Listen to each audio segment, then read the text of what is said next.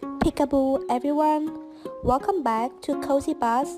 Are you ready for new stories? I'm an asshole for tracking my daughter. My daughter is 16 and has a history of sneaking out and just going somewhere where she told me that she would not go. I recently got Life 360 and I've been tracking her. She obviously is not very happy with it and she keeps turning off her location. She says it's an invasion of her privacy and that she's old enough to make her own decisions. She's 16, so she's still a kid. I told her since I own the phone, then I'm going to be tracking her, and as long as her behavior continues, I'll keep it on her phone.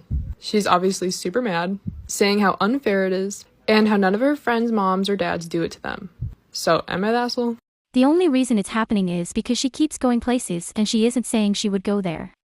Storytime on how my homophobic boyfriend turned out to be actually gay. So my sophomore year of college is actually when I met my boyfriend, which by the way we're calling Justin. Justin had just transferred over and he was a junior. And before anyone comes at me for me being with a homophobic, well, at the time I didn't know he was, and I didn't exactly know what homophobic was. But anyway, back to our relationship, I met him at a Greek party. We talked, swapped numbers, and then the rest was history. Well, history for the next couple months. I would notice little small things in our relationship, like he never liked any of the guy friends I had, specifically the gay friends I had. He always had something to say about them regarding their sexuality. Not even that. There were times about how he would just randomly talk about how gay people are disgusting. And there was one time at this party where he got into a fight with one of my friends, who was, by the way, gay. And this is when I found out he was gay. I'm gonna come back for part two.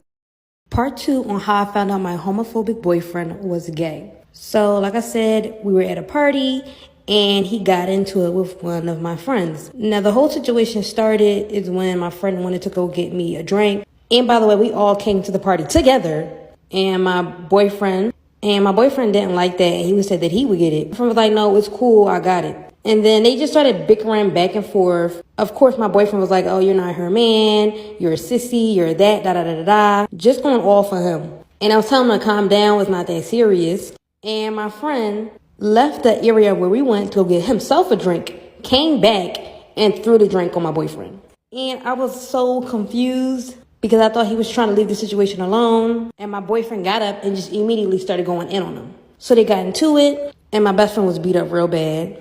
When I got up and, tried to clean him off, my friend was like, oh, you need to go talk to your boyfriend about what happened last night. And I'm like, last night? Y'all come back for part 3 on how I found out my homophobic boyfriend was gay. So after their fight or whatever, my friend was messed up real bad. I picked him up, try to help him out. And of course, I was upset about the whole situation, but my boyfriend really blacked out on him, which I thought was unnecessary. Anyways, my friend was really frustrated, was really irritated, and literally out of nowhere, he was like, tell her about last night. And I'm like, what happened last night? He was like, oh, since you want to talk about me being gay, talk about what you do. And I'm looking at him like, what? In my head, I'm still not thinking he's gay. I'm thinking maybe he cheated on me with some girl. But regardless, I still would be upset. And my friend was like, I'm sorry to tell you, but he was with me last night. And I'm looking and I'm like chuckling a little bit like, wait, huh?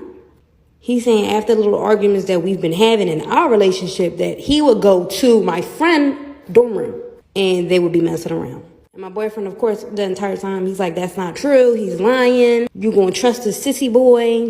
My fiance and I are getting married this September. The issue lies with the dress code. We have been clear from the beginning that this is going to be a white tie event, so of course there are strict rules attached to that. One thing we are really looking forward to is our wedding shoot. We have spent a large amount of our own money on a photographer.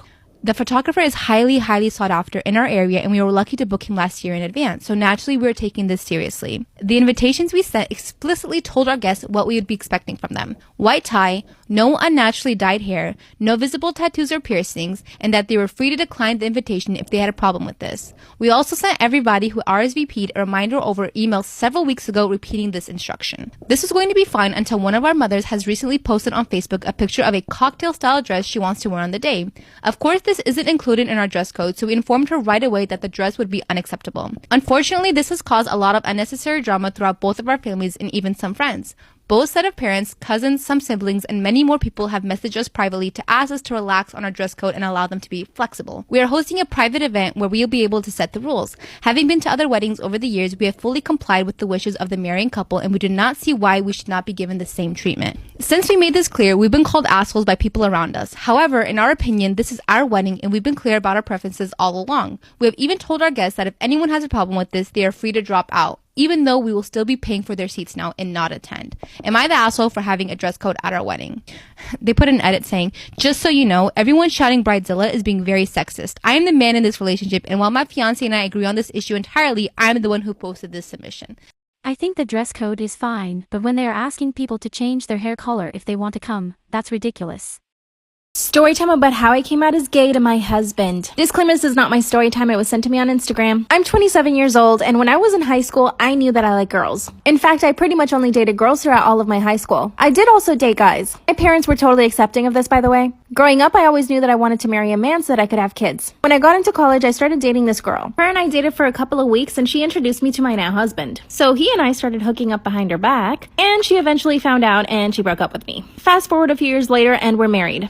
But here's the problem. I found myself only being attracted to women, and I was definitely not attracted to my husband. Obviously, this became a huge problem in the relationship. So guess what my husband did? He hired an escort to come spend some time with us, if you know what I mean. This was great, but I basically only wanted to be with the escort, not my husband. A few weeks later, the escort and I actually started dating. So bad, I know. My husband had no idea. And this escort actually asked me to be her girlfriend. Part 2 is up. So the escort and I started dating behind my husband's back. Disclaimer, this is not my story time. It was sent to me on Instagram. Like, her and I were in a full-blown relationship. Mind you, I'm a woman. Mind you, my husband doesn't know that I like women only. This went on for a few months. I was living a total lie. My husband would go to work. Since I worked from home, I would go to my escort girlfriend's apartment and spend the day with her. I even took a toothbrush and some clothes. One day, my girlfriend and I decided to go watch a movie. We're standing in line to buy popcorn, and of course, we're kissing and holding hands. This is when one of my husband's employees comes up to me, taps my shoulder, and says hi. But she acted like she didn't see anything. Like she was just coming up to me and saying hi. I could tell that something was off. I mean, she saw me kissing this girl. That's when the guilt started getting to me. I could no longer lie to my husband. I knew I had to come out to him. That same night, I talked to my husband. I confessed everything and told him that I really liked women only. That's when he tells me that he knew about the relationship this whole time. That he knew I only liked women. Part 3 is up.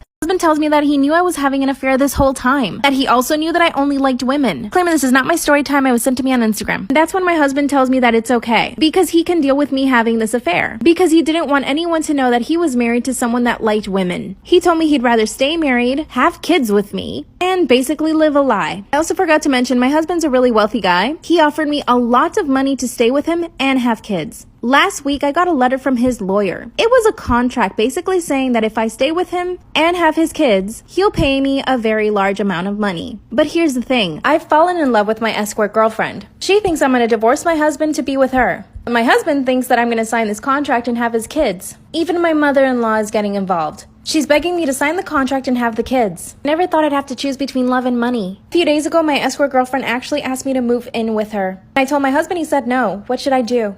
21 years old and my parents are divorced. My dad cheated on my mom when I was 10 and left us to marry his coworker, Kay.